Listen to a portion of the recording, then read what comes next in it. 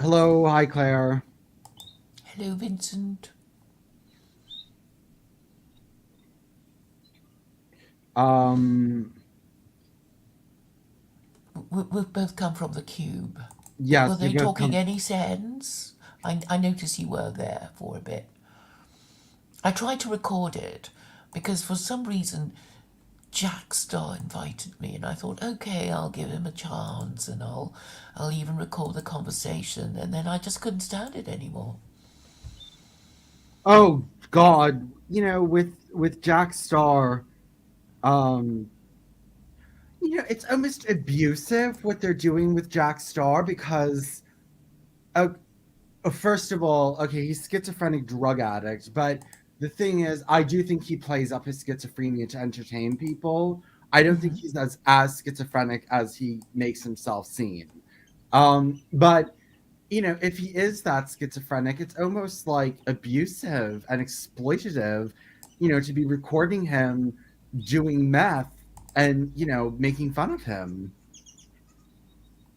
Yeah.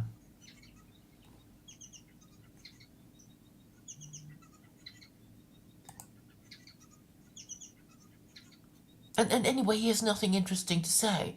I mean, I know there have been plays made of people who suffer from Alzheimer's, and They've been what? they Having people who suffer from Alzheimer's on? yeah, they become the subject of plays or characters in plays, and it's kind of, well, okay, I know somebody who said, I, I visit my mother in her home, but she doesn't even know who I am, and when I call her mum, she gets upset and insists that I call her by her Christian name because in her mind, she's, she's a young woman who hasn't yet married. And that's what she thinks. And obviously, she's alarmed that a middle aged woman is calling her mum. And she tells me to stop. So I can see that interesting conversations can arise out of these situations. But Jack Star doesn't even make any sense. Yeah. Yeah, it doesn't make any sense. I And mean, has he he does, said anything? I mean, okay, just to be, to give him a chance because maybe I don't give him enough of my time and try to, no, see what he's well, saying. the first time that you came in and you met him and you said, "Who's he?" And then he started talking, it was total rubbish. And I just cut him off and I said, "Claire, I mean, he makes no sense. He's schizophrenic." And we discussed in there with the cube that, they're not serious.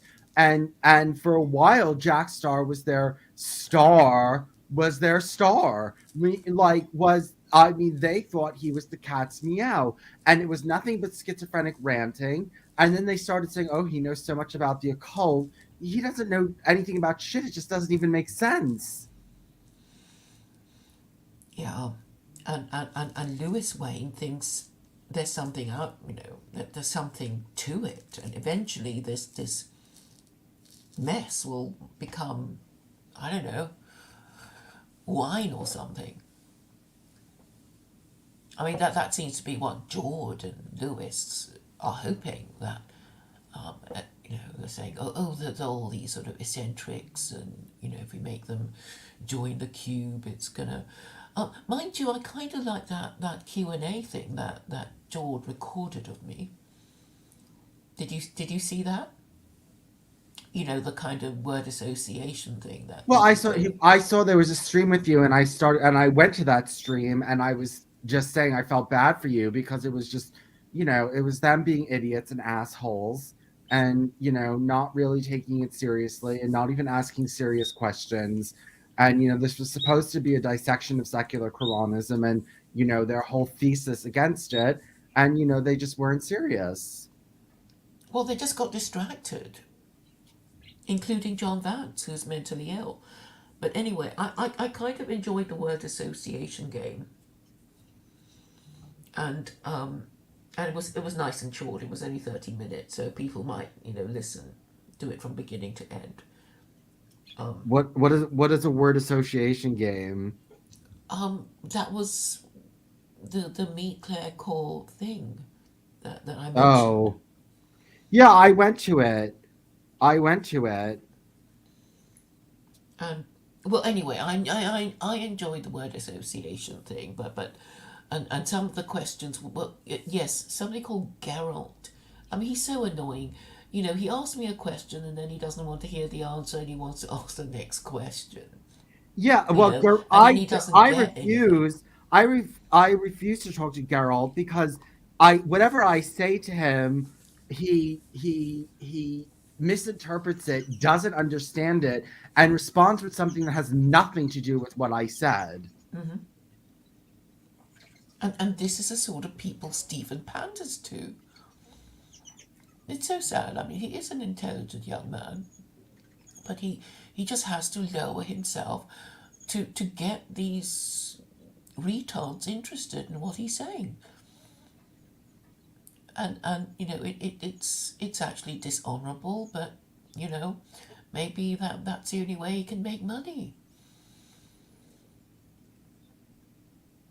You know, in this line of business, if you can call it a business, it's just like, yeah, just give me your money, retards. You know, I'll just keep giving you the same old shit that you like. Yeah. I mean, Geralt, I mean, I don't even know if he's really that stupid or if he's just pretending to be. I genuinely don't know.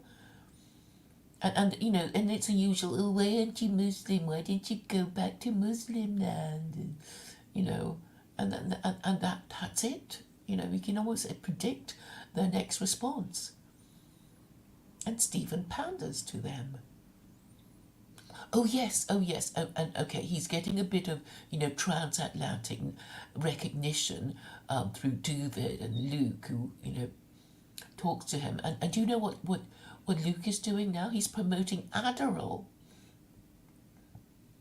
What? Yeah. What? Because these boys can't think? Well, he's saying he's on it and he's doing fine. So he's promoting a psychotropic drug to these, well, damaged but still, you know, yeah. I mean, he's doing these things. I had a word with Elliot, and Elliot, you know, doesn't exactly agree. With who? Elliot? Oh, Elliot Blatt? Yes, He's Jewish, right? yes, but he's not really Jewish. I mean, he just pretends, you know, with blessings and all that. But no, you know, he's not a practicing Jew.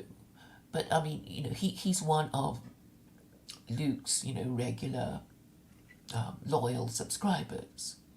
And Luke was talking to Stephen about Adderall and saying how much it has improved his concentration and whatever.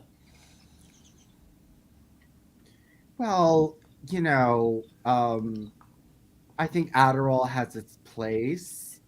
Um, I don't necessarily think it's something everyone should be on, but you know, well, this just sounds. Well, it just sounds evil. I mean, I know that there's a kind of move to say, hey, why don't we get all our psychiatric patients drop to drop acid and then see how they like it? Yay! I mean, they pretend, oh, it'll be done under controlled, you know, conditions and all that. It's like, what's the point of, you know, whatever thing that they think they understand while they're tripping? It doesn't, you know, it won't be taken seriously by other people, and you know they'll soon forget about it. What was I going to say?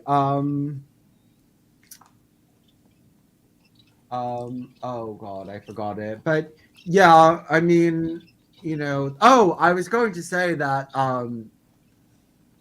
for depression, I was going to try ketamine therapy. I don't know if they have that in the UK, but in America, everyone's taking ketamine now.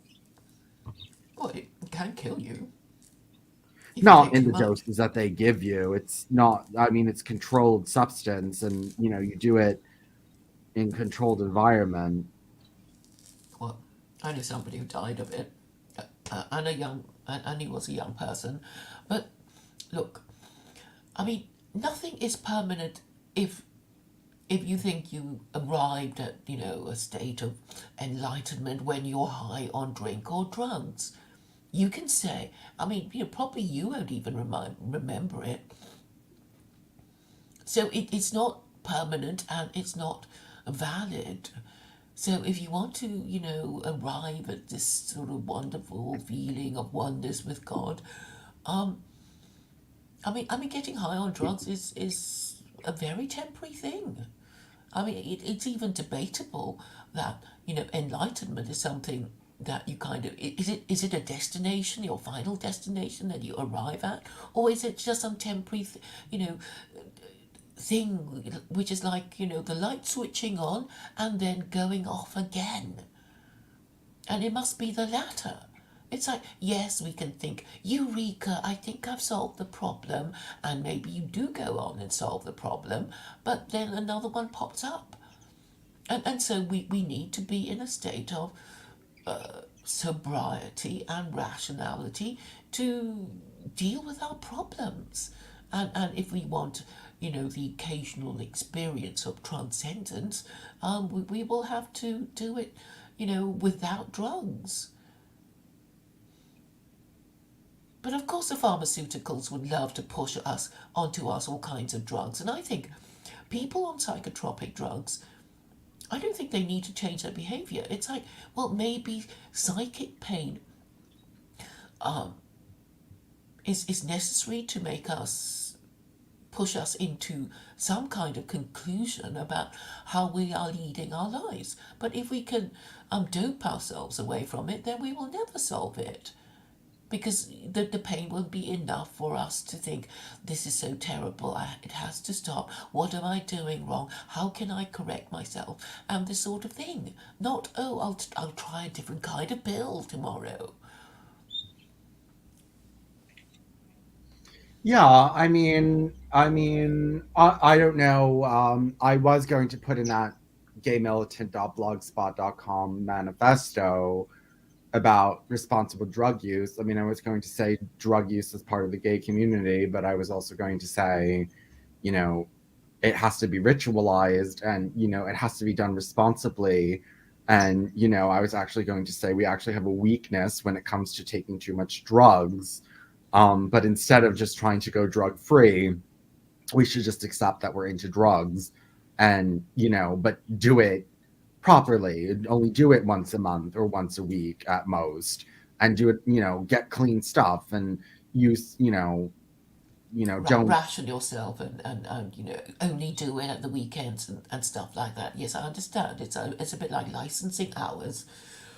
But what I fear is that our ruling classes are on these bloody psychotropic drugs. That is what I suspect. That most of them are bipolar or depressed or suicidal, and they take these drugs and they can't work shit out because they're on drugs. This is what I think is happening. um Yeah, well, people have us. So in the Book of Revelations in the Bible, it says that the leaders in the end times will fool people and trick people through sorcery. But the word sorcery is pharmakeia, which means drug use. So a lot of people believe that this expansion in psychotropic medication is the predicted sorcery that's being used to keep us all going in a system that we would otherwise collapse. Like, I mean, I do think that maybe like it's getting to the point where you need medication in order to survive in this type of environment. I'm not. I'm not on medication. Are you? I'm on antidepressants, yeah. Oh, you said you were taking a different kind of thing. No, Oh, recently. I'm taking antidepressants. And how long have you been taking them? Years. And do you ever sort of miss a day or something? No, I don't. No, I don't miss days. Actually, wait, did I take them today? Yes, I did take them today. Um What, Um, have you ever tried not taking them for a while to see what happens, to see if you feel any different?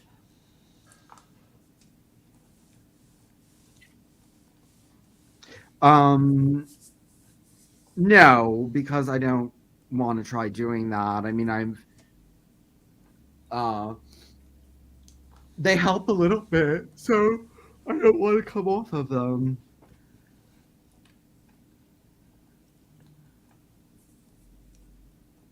Sorry, you said you take, what, both of them? You have two clients? Yeah, Um, so you were feeling really bad before you took them? yeah, I still feel really bad, but I mean, You sound yeah, okay. huh? I mean, I wouldn't think, oh, you're. I mean, I know you are seeing a therapist, but well, I mean, Which I get, you're the sanest person I'm talking to. let's talk about that. Like, um, I got mad at my therapist because so I got a homophobic attack. This fucking Hindu was like, "Oh, you just left Hinduism because you're gay and nobody accepted you," and blah blah blah. So I was like really upset. So okay, and I was also reading these statistics that younger people are more homophobic than the older generation. Like Gen Z is more homophobic. So I was like, you know what, homophobia is spreading and like, things can get bad. And he told me I had exaggerated anxiety. He's like, oh, it can never happen. Gay marriage can never be overturned and this and that and blah blah blah blah blah. And he's like, you have exaggerated anxiety. And I said, excuse me. I said, gay people have been fucking killed throughout centuries and the law has been against them. And like we have a little bit of power right now, but homophobia is spreading and you're telling me to be not worried? Do you tell Jews not to be worried about spreading anti-Semitism? Mm-hmm. Sorry, have, are you saying you have suffered a homophobic attack? Yes, I did. What people getting physically violent? No, no, just homophobic verbal attack. Okay. Did you see? Oh, you saw? Did you see the article on Ron Banerjee, that Hindu that was choking, that was choking the gay rights activist? Did you see Yes, I that? did. I did. Yes. Okay, Ron Banerjee is a fucking asshole, right wing Hindu who lives in Canada, and he's anti-Muslim and he's anti-Sikh, but he's pro-Jewish and he's homophobic. And I used to work with him before he let me know he was homophobic before I turned against Hinduism. But Mm-hmm. he's kind of crazy and he does crazy stuff. And he did grab a gay rights activist by the neck. Mm-hmm. Well, it doesn't look good for him. I think that will, forever haunt him. But he sounds a very unpleasant character anyway. And even if he hadn't done that, I'm sure he's done loads of things that would, make him not exactly the best candidate to be in a responsible position.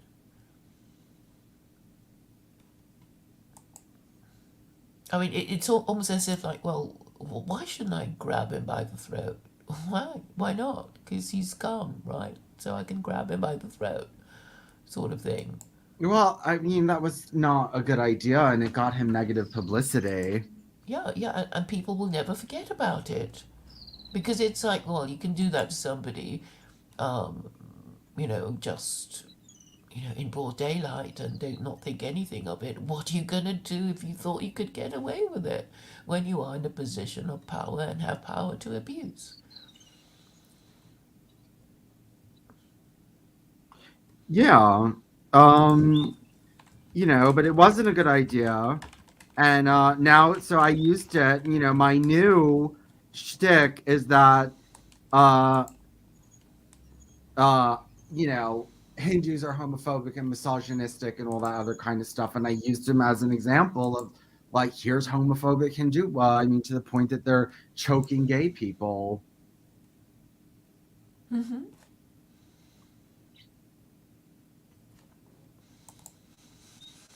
But I suppose you can say that anti-Semitism is increasing because they are because they're perceived to be, well, part of the establishment, and people hate their own political establishment, and that's why the Jews are getting it in the neck.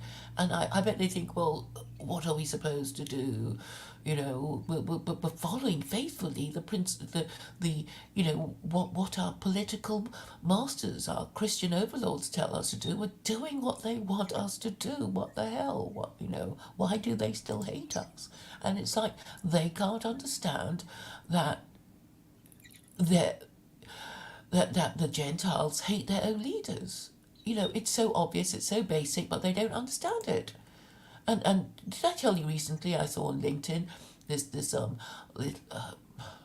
post that said the job of mainstream media is to make the public believe that the views of 10% of the people are 80% of the people. Yeah, I saw that. Yeah, so I was thinking, well, what about this other 10% that is not mentioned? And I suppose it would be the permanently undecided. But anyway, the point is that I've forgotten what the point was. Why are we talking about this?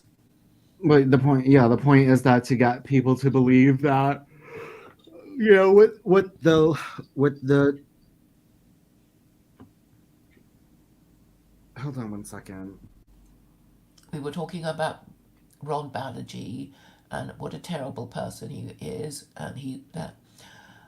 Okay, I think we're generally saying that most of our ruling classes are on psychotropic drugs. That's what we're saying, right? That's what we're really saying. So we've solved the problem. We know what's going on. And actually, recently I was talking about mental illness in the people I know. It's like, well,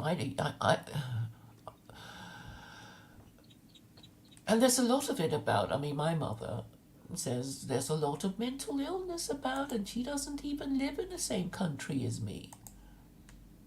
Wait, give me one second. I just need to get something.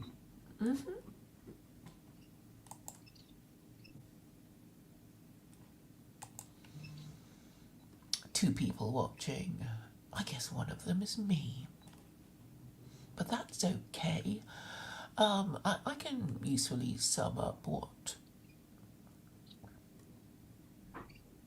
Vincent and I have been talking about, which is that people are mad, they're neurotic, they're mentally ill, they're taking psychotropic drugs, and we get people like Luke Ford encouraging them to do so. Vincent himself is on psychotropic drugs. And maybe maybe people need to come off these drugs in order to think rationally and stick to their guns. Because I mean, the only thing that's real going on in your mind is if you're sure that what you feel is really what you feel, and not the effects of any drug that is there to control your mood. And why Yeah, do we feel that? interesting that I want to go back to this idea of pharmaceutical drugs being sorcery, and that's what Carol Balizette said. Carol Balizette Ah, cult.blogspot.com. yes, yes. You don't like her. Well, I kind of see. I mean, I've heard people say avoid doctors and hospitals. Just avoid them like the plague, because they have well, bad intentions, right? They have bad intentions, and actually, I know somebody who I suppose could be described to be affluent, and she was terrified of her husband who fell ill going to hospital because they thought that they're going to just make him undergo every single test and say there are all these there are all these things wrong with him and clean us out and charge us for everything. That's what she was afraid of. And so she might agree with Carol Balizette. Yeah, well, I mean, I don't. I guess I don't know what happens when people take it that far. You know what I mean? Like, but it's happening. I mean, people are real. Look, if people are believing in flat Earth and people, okay, like what's his name? You know who Lucky is in the cube, right? Sorry, what did you say? Do you know who Lucky is in the Nope, cube? nope. Lucky is this Canadian who's part Arab, part Romanian, part white, and has complexes about race and stuff like that. Um, No, I um, don't, but tell me more. well, he doesn't believe viruses exist. I mean, okay, why do people sort of take these positions? Because, it's like there are already enough things to be arguing about without finding some imaginary issue that nobody thought of arguing about. Like the Earth is flat, or there are no nukes, or that kind of thing. Why? I It's don't it's a know. I don't know. I mean, AI thinks that it's a strategy. She thinks they're being disingenuous. I was talking to AI about it, and she basically told me they're just doing it to be anti-establishment and to attack show and hatred for government. Isn't that it? To say that everything that you've told us, um, well, we think it's lies, including the moon landings, nuclear bombs, and all that. And it's just a kind of passive way of showing hatred.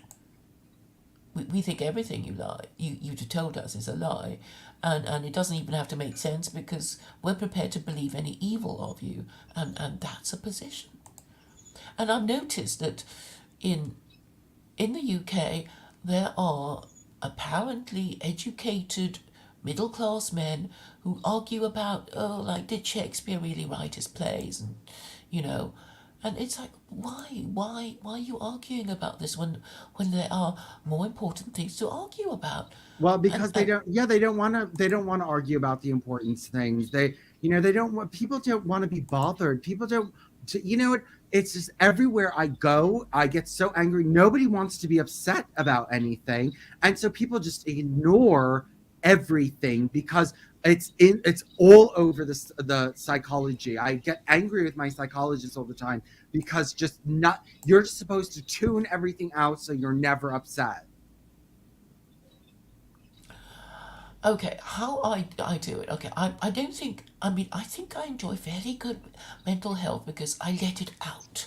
The moment I see it, I just give that person a huge chunks of my mind, and I think I it helps me. It's better out than in, and I think well other people don't enjoy this ability to do it either because they're afraid of being doxxed or whatever, and or they can't express themselves, and that's why they keep it in, and that's why they get angry and then angry at each other and argue about other things. And I've noticed, you may remember Jacob Farturecci, and he hosts these streams, and it's full of white middle class Americans identifying as Christian, and they don't want to talk politics. So what they do, I've noticed, is that they they reveal a lot of personal information about themselves and try to pull rank on each other using their victimhood, you know and I mean that's how it kind of goes bad, this desire to pull rank. I mean, okay, in a way, we sort of understand we need to know where we are in the pecking order of our friends. And we try out things to see if it works, if people submit to us or if we submit to them or whatever. And I think it's an innate psychological need.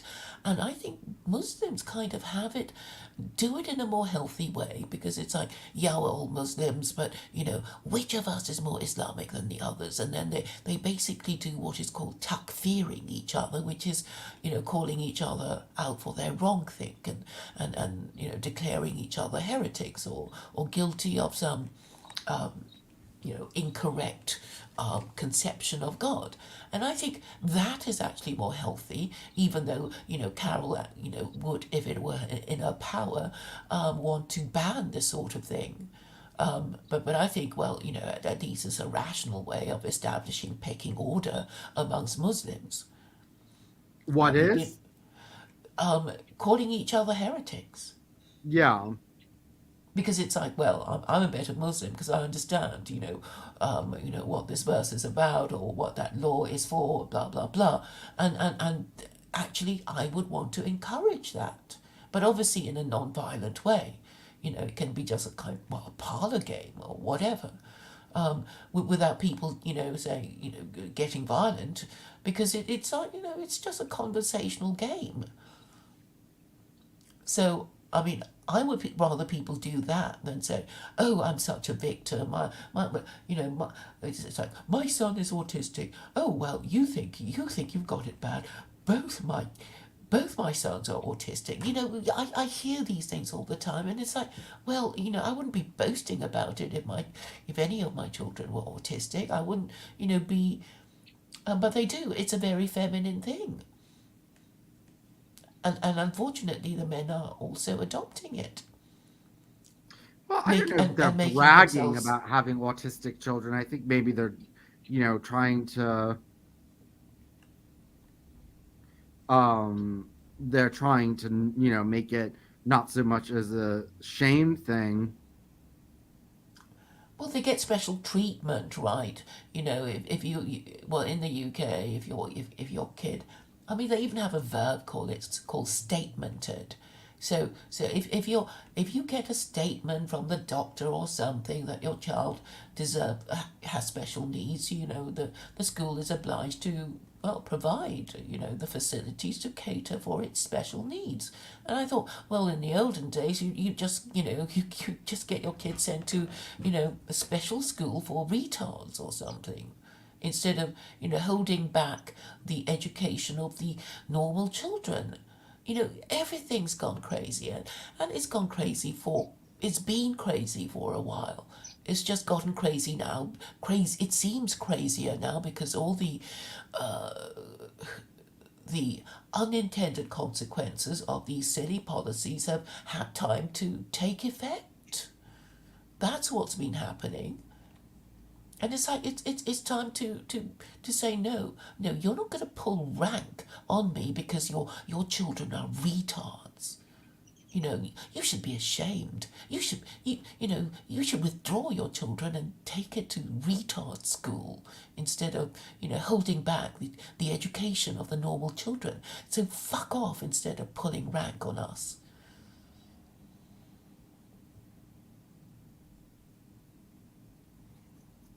Yeah. Pulling rank for what? Say it again. Pulling rank for what? Pulling rank by saying, "Oh, my child has special needs. It needs somebody to, some adult to follow it around because it has Down syndrome or whatever." You know.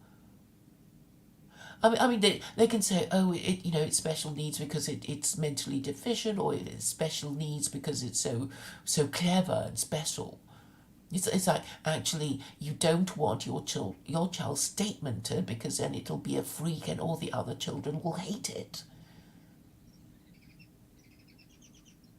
Well, okay, that shouldn't be happening either, And you I'm know. afraid, you would know because you're not a parent.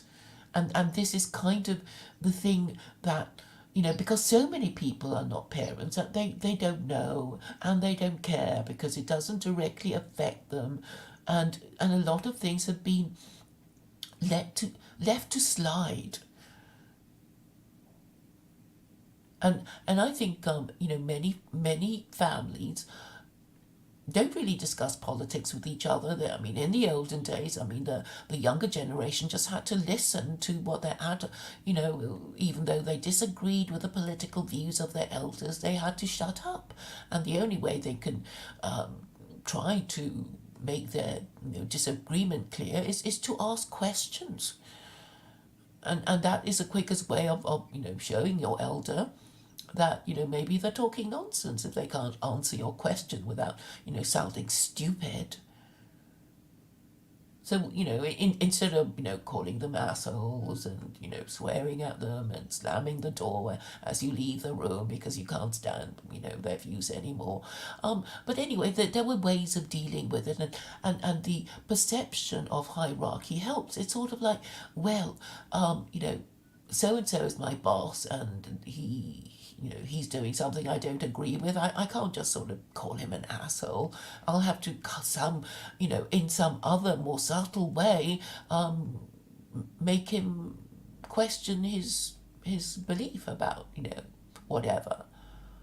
And maybe just doing this makes us smarter instead of throwing ourselves on the floor and having a tantrum, or reporting them for hate speech, which I think is kind of what people are doing now. Yeah, it depends on what I do think that gay children should be taken away from parents that are like teaching them that it's wrong to be gay.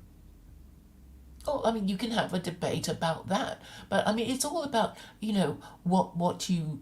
Well, I think it should be okay for parents to say, well, this is what we've done. This is what normal people do. You'll just have to go along with it as long as you stay, as long as you live under your parents' roof. And when you're old enough to get yourself a job and move out, then you can go and do your thing. But in the meantime, while you live under your parents' house, you have to toe the line. I mean, I think that's fair enough. No, it's abusive. You can't abuse. There's abuse that children get taken out of homes, not just for parents telling them they can't be gay, but you can mentally abuse your children in other ways that the state would remove them. And so to tell your children if they're gay, they can't be gay is, mental abuse. I also think that, at a certain age, if a child feels they're being abused by the church, so let's say you're a girl and you're going into mosque and they're telling you, that, you have to be submissive to men. And if you're a girl who feels that this is totally inappropriate and is psychologically damaging you, I think that, you should be able to escape your household. Well, it's all about the status of these rules, right? So if you were under secular Quranism, they'd have to say, well, there's a law against this sort of behaviour. So anybody doing this would be a sex offender, and we won't have sex offenders telling us what to do. And in the case of the girl would be pointed to the verse, talking about men being a degree above. Women because they provide and protect for them. So, she would have to come under the authority of her husband or her father. And if she doesn't like it, she'll just have to wait to grow up and marry and or find somewhere else to live Yeah, no, and it's whatever. abusive. It's abusive to Well, tell. everything is abusive. I mean, It you're depends. just saying everything you disagree with is No, abusive. there's if there's something that you cannot change about yourself and it's innate in you, and you're being told that somehow that is lesser or wrong or less dignified, then you're being abused.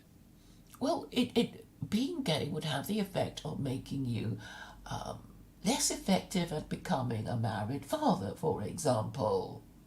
And you have, I mean, there's no denying that. It's like, well, a woman's not going to marry a gay man, and therefore you are less marriageable.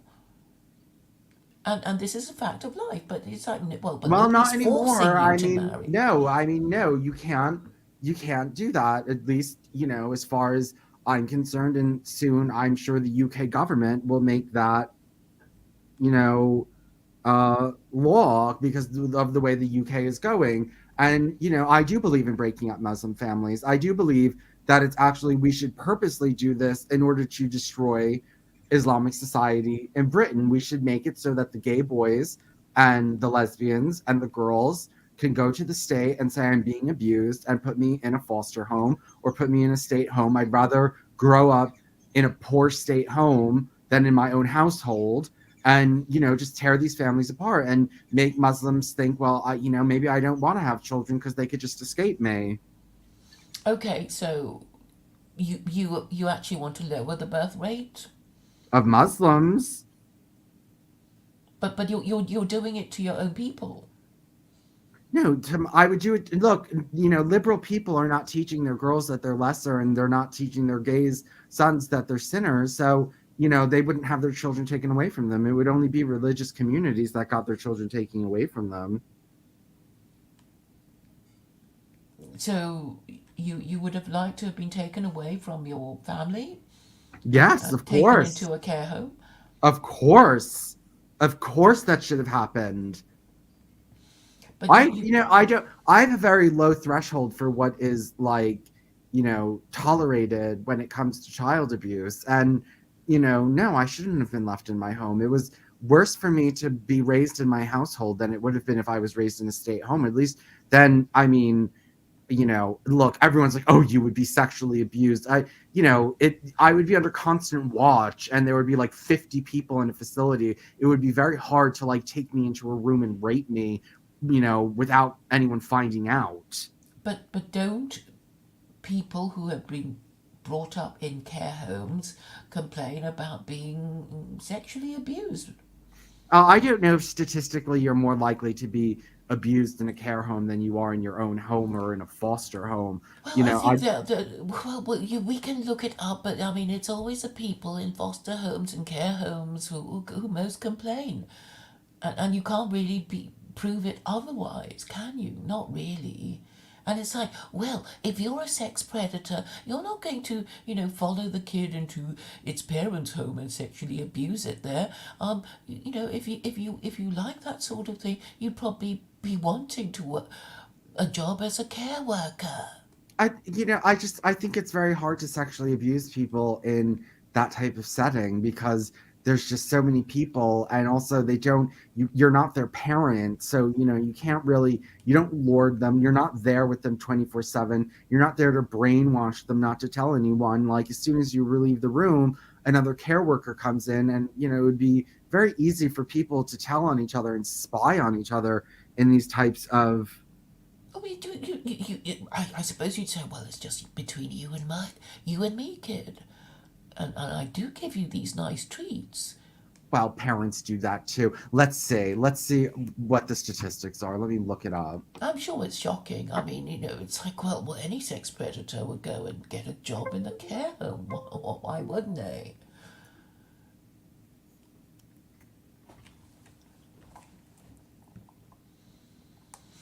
Hello, effluent for you. 3 watching now. Wonderful. Okay, 34% of children are raped by family members, 7% are raped by strangers. Um,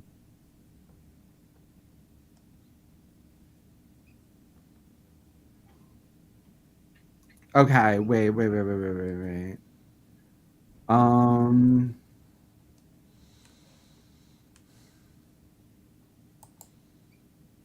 okay, well, we know that the vast majority of children are raped by family members, and fewer of them are raped by strangers. So I think that proves that you're more likely to be raped by your family than by someone you don't know.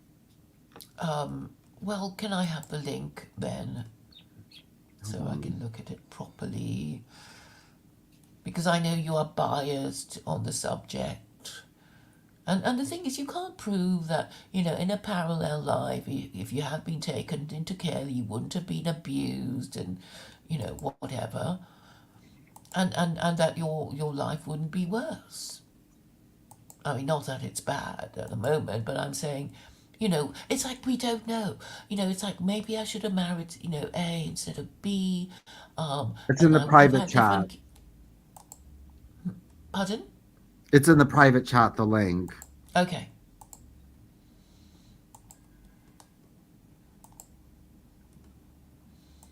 But the thing is, you know,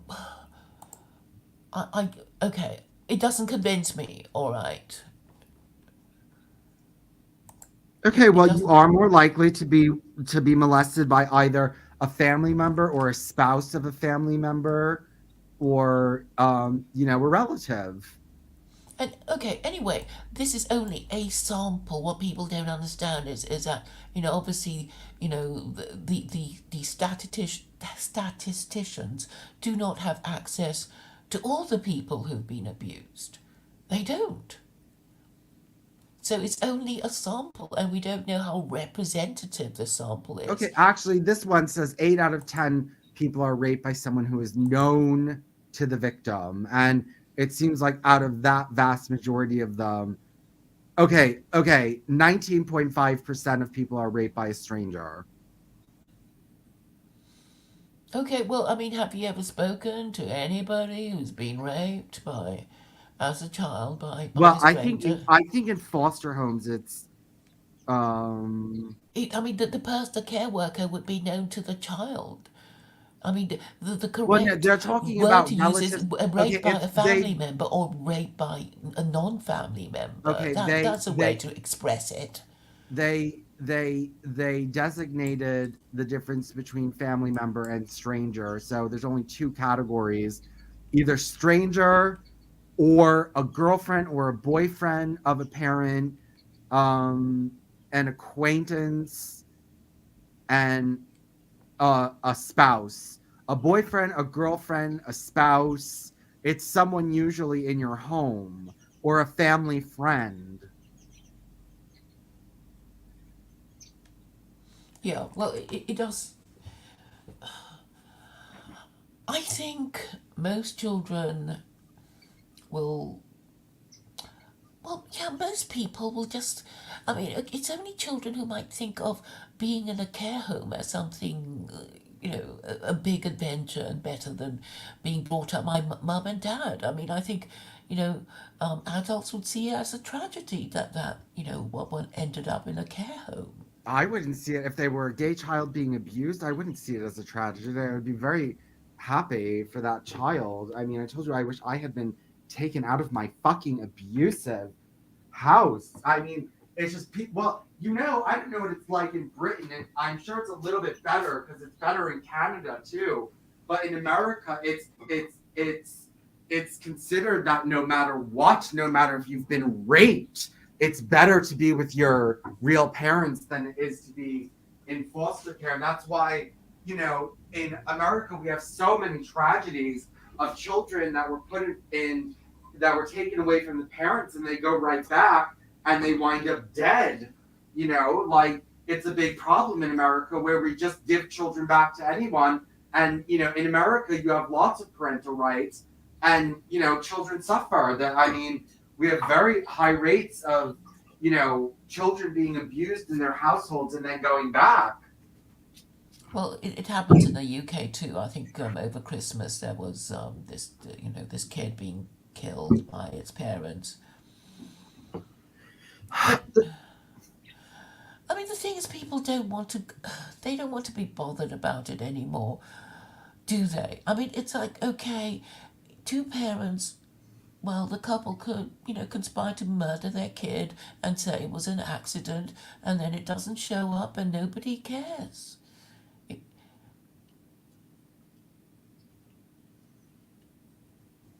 they don't want to know. They would prefer to know that, to think that these things don't happen. But the point is that the mother should be the one looking after the children. It should be other women looking after children, and maybe adolescent females should be chaperoned, because it is adolescent females who are the most considered the most desirable, because they are most likely to be virgins, and this attracts sex predators. Who are mostly men, and mostly men that are either related to the girl or are a family friend. But the point is, there is now a phenomenon of female teachers seducing their adolescent male students.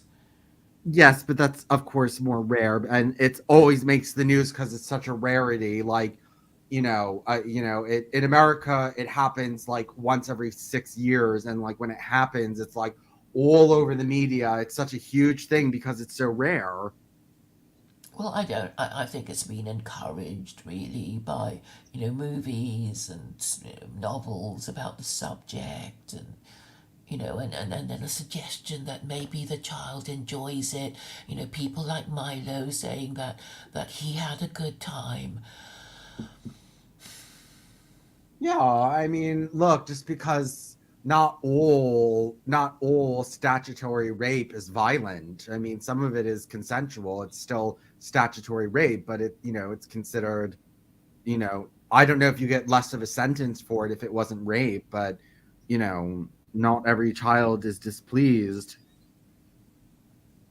Well, anyway, it's a grey area, and the point is that you have all this time to have sex as a young man or a young woman. So there's no need to rush it. And obviously, somebody much older having sex with somebody much younger is considered exploitative and abusive, even though the younger person enjoyed it, or found there to be benefit from it. And we also know that the ancient Greeks and the ancient Romans practiced it, pederasty. Yes, but I And mean, their I don't societies know how collapsed. accepted it. I don't know. It obviously had a problem with the birth rate, because it's sort of like, well, I don't have to marry in my 20s. I'll just keep waiting, but in the meantime, I'll have same sex. And it's like, well, who wants babies anyway? This is more fun. So I think the practice of pederasty destroyed ancient Greece and ancient Rome. I mean, maybe there's not enough, literature or records that say that specifically, but in well, the Greeks are kind of known for doing that sort of thing, and so were the Romans, and we know that the Romans didn't particularly support marriage in the first from the time of the first emperor Augustus. And and over time there was a collapse of the Roman Empire. And I think it is to do with the birth rate. I mean, okay, maybe people haven't looked at it properly, but obviously, if you, look, I think even happily married couples would be horrified at the number of children they would have if every time they had sex they had a child. Who wants that? And probably the whole time of worshipping Moloch was about all these children born to parents who are even married to each other, saying we can't support all these children. We have to do something with them and get rid of them. And nobody wants to buy them, so we'll offer them to Moloch.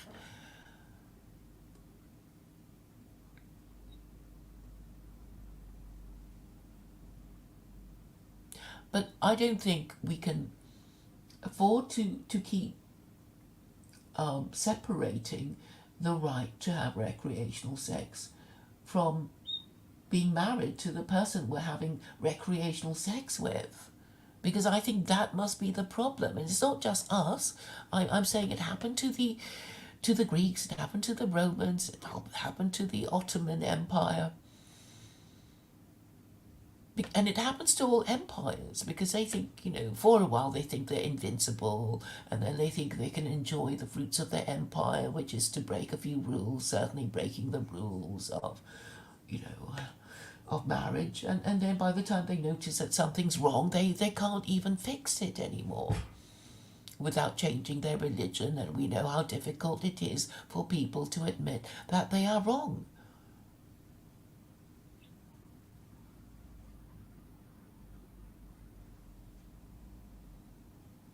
And we're expecting empires to admit that they're wrong.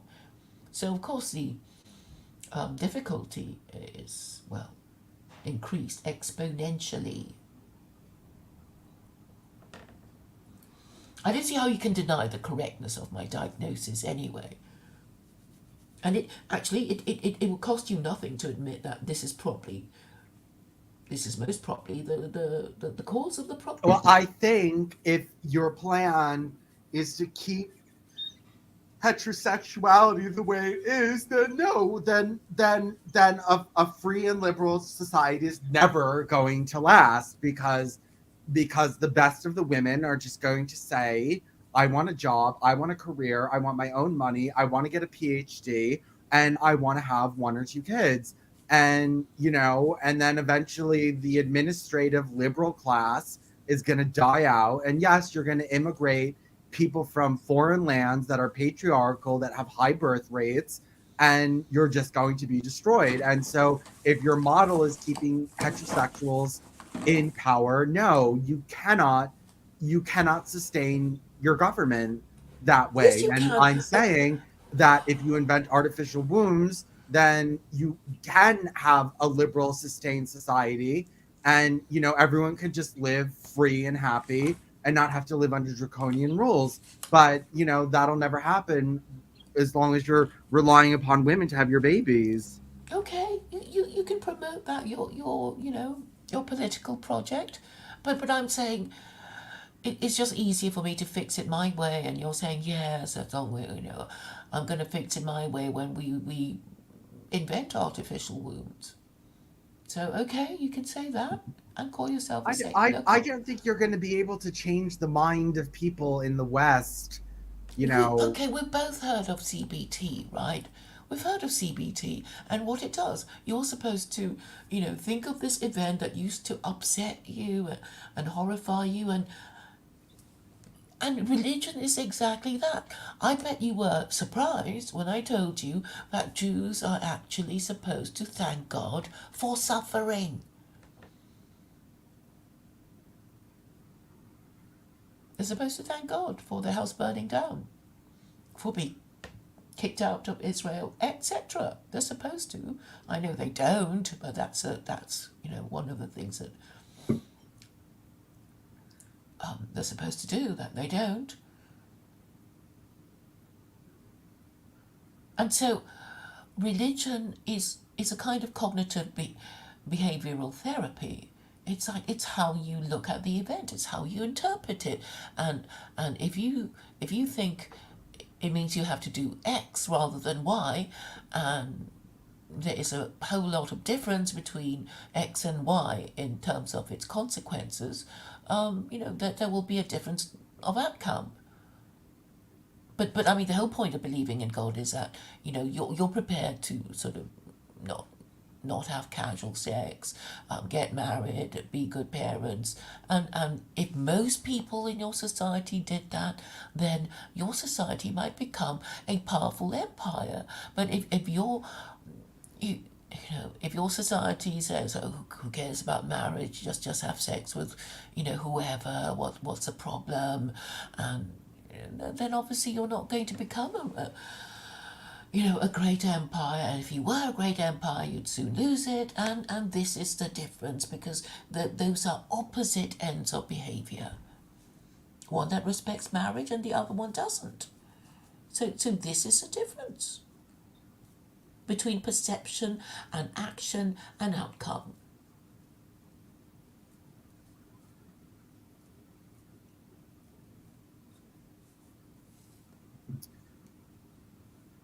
And there's no escape from it. And it's like, well, it's like you don't have to do it. Nobody's going to force you to marry a woman and, you know, become a father.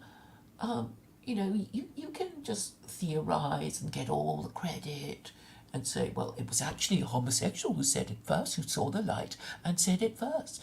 Beat the heterosexuals who are so degenerate they can't think straight. But I, a homosexual, I can think straight, and I have the courage to speak the truth as I see it. And thank God I'm not going to be forced to marry a woman and pay for her kids. But I respect men who do that, like my father. I mean, there's all sorts of things you can do to present it properly.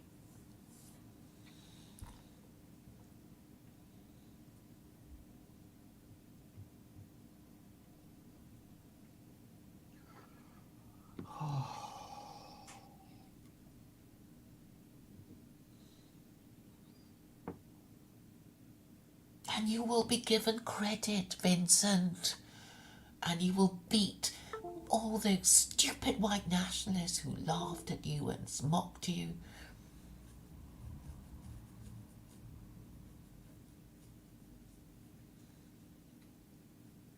You will have your Well, revenge on yeah. them. Oh, they're still going to mock me if I become a secular Quranist. They're going to just Yeah, but you'll win mock. all the arguments. You'll win all the arguments. It's like, well, I still beat you.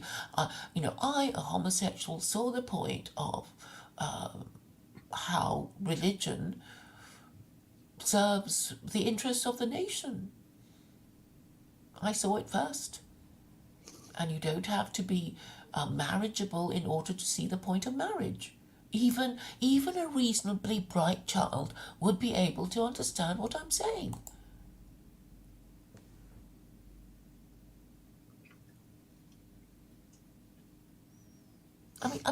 Who's going to deny that it would be better for children to be brought up by their two biological married parents living together in a loving relationship? It's like, well, then they would have a personal investment in seeing that their child survives childhood and maybe becomes, somebody that they can be proud of. I mean, who doesn't want that when they spend so much money on their kids?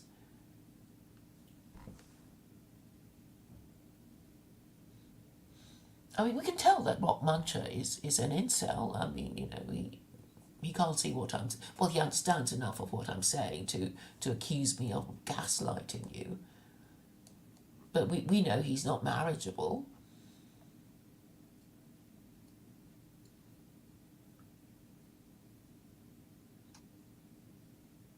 And I think it is, I don't know, almost, what's the word? Providential that the first serious secular Quranists, and I do consider Nourish to be serious, it's like he's Hindu. Wow. I mean, it's, you see, I think the immigrants actually have a sense, a more developed sense of self-preservation. It's like, well, if you've taken the trouble of crossing continents and oceans to get to the other place, it's like, well, I guess I have to have lots of children so people like me don't get absorbed into the culture, because that's not what we came here to do. We came here to, advance ourselves, not to lose our identity.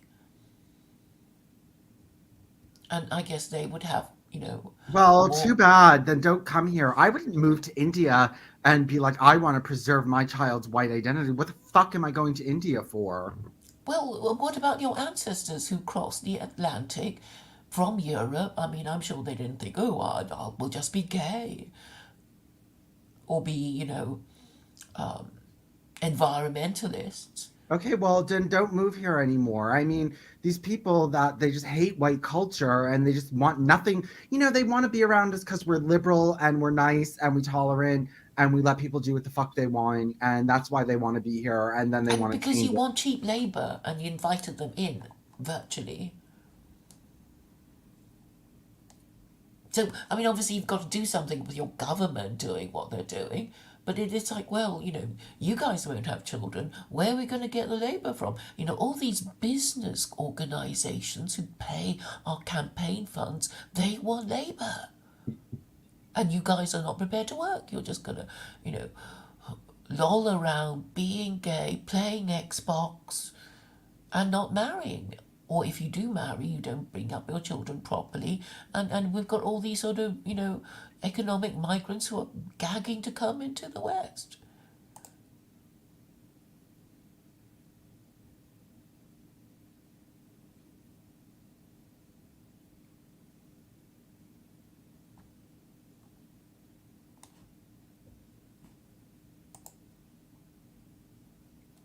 Yeah, well, I mean, this is what's going to happen and this is what's going on here. And I do agree that something has to change, but we don't need, traditionalist immigrants coming in here and saying, fuck you people.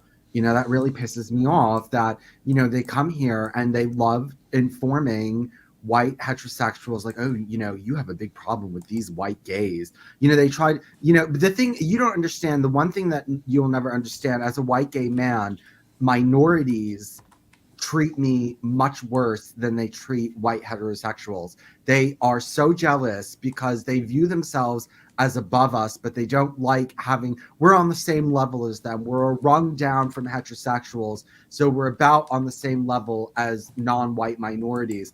And they are absolutely vicious, and they want to get rid of us, and they do nothing but spread homophobia to get rid of us. They want to be the next second class citizen. Yeah, well, I mean, okay, I know heterosexual people who live in immigrant majority parts of London complaining that they are treated with contempt, these straight white guys, by the shop assistants who look down on them for not having the ability to do the work that they're doing, like work in a supermarket. They absolutely despise us, and it's becoming more and more Yes, and apparent. it's because you can't do these things yourselves. You have to invite them in, and when We you don't like could them in, you no, can't get rid of them. You can't tell your ruling classes to get rid of them. You're so helpless, and that's why they have such contempt for you. yeah, I know. Well, I Because mean, you are few in number, well, becoming fewer in number, and they know your government hates you. yeah, I know this is a big So you problem. have to correct yourselves, and unfortunately, it means that everybody, whoever, whatever their race, it's like, yeah, we've got work. We, you know, we, okay, gender relations and labour relations, they are crucial to the survival of your society, whatever your race, whatever your religion, wherever you are in the world, you need to manage those two things well, or there'll be trouble. It's not rocket science.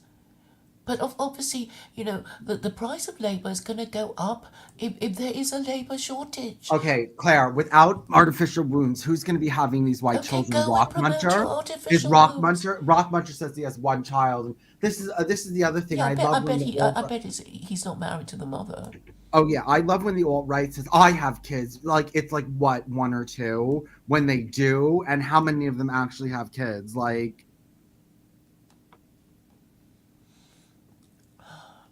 Well, I mean, are they even there as a father, or are they an absent father?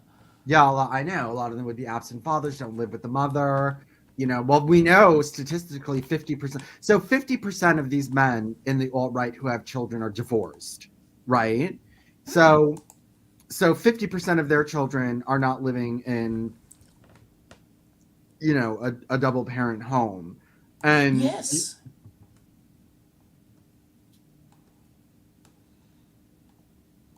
and they can't even face it. If we just presented that, them a perfectly decent woman of their own race, they wouldn't want to marry her. It's like, oh my God, I got to do all these things and worry about, getting a job, keeping a job, and they don't want to do it. And but every now and then, like Duvet, they'll just pretend to be sad that they can't find a woman, but they're just hoping that a woman won't find them. I can read their minds. I mean, look at Tubin. He doesn't want to get married. He just has enough self awareness to know that it's expected, and he remembers to occasionally express regret and sadness. I mean, if I bet he would never go on a date because, imagine if he went on a date and the woman seduced him, and then 3 months later turned up on his doorstep.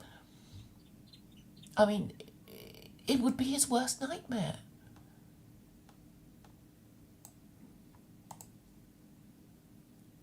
Oh, I think you'd be kind of, you'd be horrified too, wouldn't you?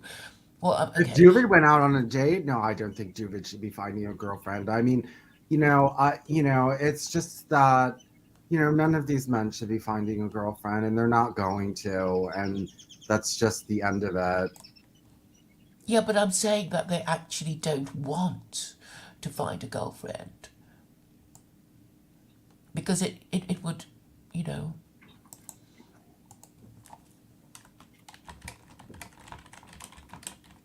Rock Muncher wants to come on, but I'm not letting him on. Look, I think marriage is kind of scary for heterosexual men who even want to do it. I mean, because I don't know if you've seen pictures of, weddings and things. And it's always a bride who looks, triumphant and glorious, and the man looking really rather nervous. What's making him rather nervous? Well, the prospect of being stuck with this woman that he'd married would make any man nervous. So I'm saying in wedding photos, the man always looks a bit, well, uneasy. And it's always been the way. Horrible. Oh God, this is such a dystopian nightmare that heterosexuals create. You cannot live in freedom. It's not in your programming. It's just, heterosexuals are meant to live in absolutely horrible, miserable slavery to each other. Okay, maybe. Okay, I'm glad you mentioned slavery because there has been rabbinical discussion about whether we are the servants, or okay, amongst Jews, or on whether they are the servants or slaves of God, and then decided, oh, it's just servants because servants is not, as high a status than slaves. But I think if God actually exists and did create us, then we would be slaves, right? And then more recently, I thought, actually, we are the slaves of our government. That's Rock the Muncher, reality.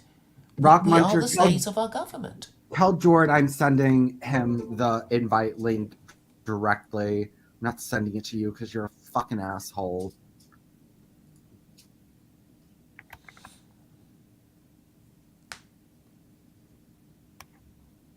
And this is the reality that and if we marry, we become the slaves of our spouse who has all these expectations of us, and we have all these duties to them.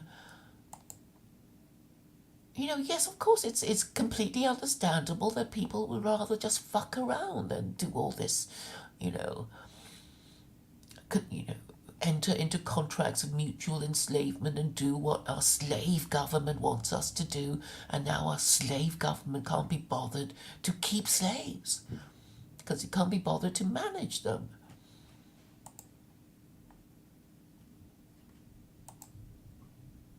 It's Yes, every and they're too intelligent. And yes, okay, immigrants that come here don't need as much, they don't complain as much. Everything to them, everything's great. The fact that they have running water in their house is like Yeah, heaven. they're And just grateful to be here and they don't know their rights and they can't speak much English. And it's like, yeah, actually, you want your servant not to be more verbally sophisticated than you. You don't want that. You want them to be, no, slightly slower, less educated, blah blah. In the same way that a man doesn't want his wife necessarily want his wife to be smarter than him, or if she is, she'd better rein it in, or he'll get nervous and unhappy. I mean, and then also in the same way that I'm sure even a cat lady who has a talking cat would not like the talking cat to be verbally more sophisticated than her, criticizing her, her home, her taste in clothes, her taste in soft furnishings, whatever. why can't I? What's going on here? Why can't I am Jord. Oh, whatever. I don't know, all this fucking technology. The one thing that's annoying that I find I am getting old because I find it annoying to keep up on 25 apps. I just don't want to be on 30 apps a fucking day. Okay, you know, George isn't serious. I mean, I don't know. I mean, he said he wanted to be on Karani Yule. He hasn't even arranged a date. I'll give him a reminder. Lewis said he wanted to, but he hasn't got back to me. It's like ADHD, I guess, all round. And I'm sure they won't say anything sensible. And really, I want to speak to older people, and that's why I'm so grateful to Naresh, for being such an unexpected supporter of secular Quranism. I mean, it's like he told us about his career history. He's not pretending. He's obviously a real person with a real life experiences, and he said, "Well, I have a daughter, and she can't be doing this sort of shit." And he also admitted that if he had been a bachelor, well, maybe he'd be as degenerate as, all the cuboids.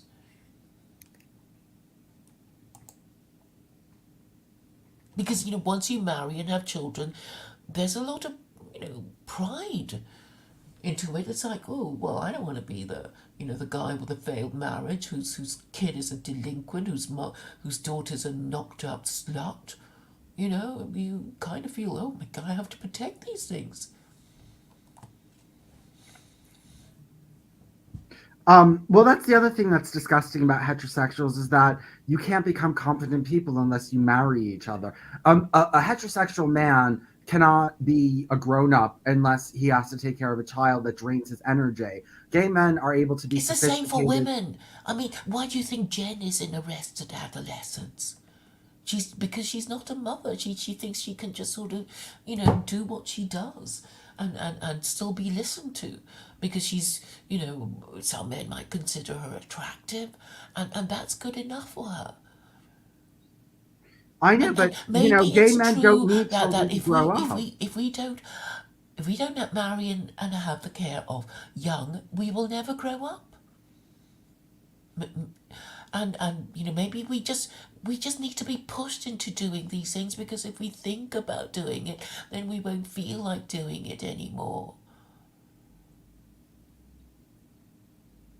Maybe we kind of want to be pushed into it and sort of 10 years later we find ourselves with 3 4 children and say, oh well, we can't leave our marriage because of the children, and maybe in the end that's better for us.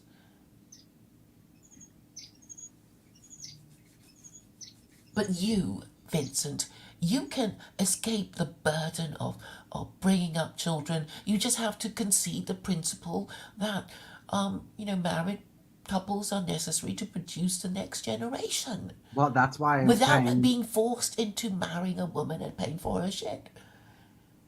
okay, well, this is something that, if Look I on the don't get bright ahead, side. then if I don't get somewhere with these artificial wombs, then yes, your way is going to happen. The fucking women are going to destroy everything. And, You just then have to men, control them with the change of the moral and legal political system. You just need to be able to say, look, these are the rules now. You're not going to get away with being sluts, and you're certainly not going to get away with being unmarried mothers.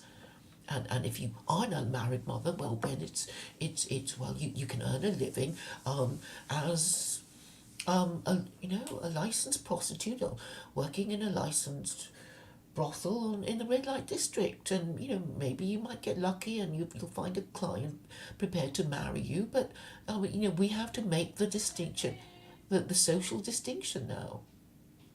So that, I think, makes it nice and easy for people to understand. Even dimwits, even learning deficient women will understand. Like, well, no, I'm not supposed to have sex with anyone I'm not married to, and because the wedding day is such a big deal, I will know when I've been married, right? I mean that's a simple rule, and it worked. And now we get all these little silly rules like, oh, we can do it if we like the person, if he asks nicely, or if we feel like it, or whatever. Vincent, I have to go. okay, All right, maybe bye. you'll let the others on or something, but it'll be fun. Maybe. Okay. Let's see. Yeah, let's see if Rock Muncher. Let's just post the link and see if anyone comes on. All right, here I'm posting the link, Rock Muncher. But I'm not going to stay here very long. Oh, I might not do this because I don't want someone coming on here and ruining the stream. Let's see. I couldn't send the link to Jord.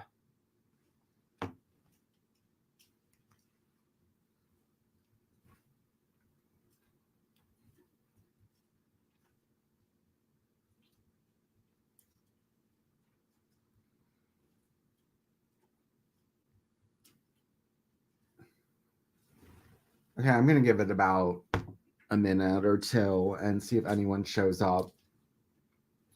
But otherwise, I'm just going to get out of here.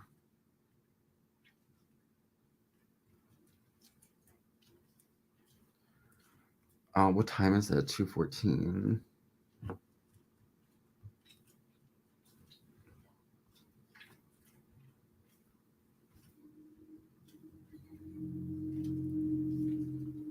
Hold on. I don't think anyone's going to come on. I tried posting the link to Jord. I could post it into the cube.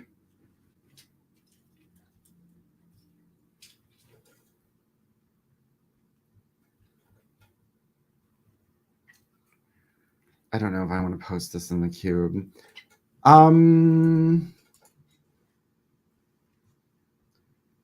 Okay, actually, I'm going to go because I have someone talking to me on another app. So anyway, thanks for coming. Bye.